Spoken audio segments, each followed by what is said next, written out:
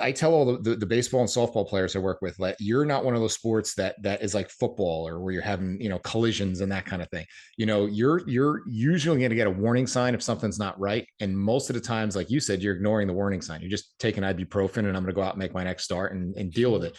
If we would have caught that warning sign early enough, that little bit of bursitis or irritation that was somewhere, like some simple drills or treatment could have cleaned that up right away and you would have been on your way and who knows what would have happened. Right. So Sure. talk about like some of those warning signs that you want to tell your athletes to be aware of and like to not ignore because those little things become big things. Sure. So the most common sense one would be like medial elbow pain or front shoulder pain. Like that's not a normal response to throwing. Some posterior shoulder discomfort, I'd say sure. Again, a bit more of the soreness versus pain type of thing. I think one of the biggest predictors is in our pitchers is they see that velo drop and they can't figure out why.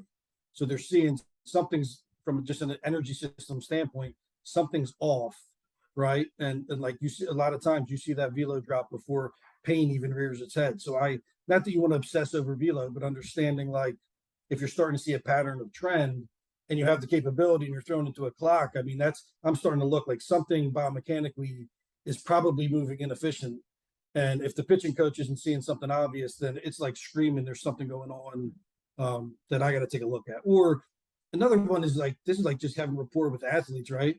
And they'll tell you like I can't get into my back leg. I used to be able to get into my back leg. I can't get into my back leg. Or my legs used to get sore after I pitched. Now I'm not getting soreness there. Like it all kind of paints a picture of like there's probably some movement inefficiency or potentially movement inefficiency going on. So let's like start delving into um what's happening. Or just when they say I'm starting to feel tight and I never felt tight, now I feel tight. Like my brain starts going like, well, is it protective tension? What like what's locked up? What's compensating?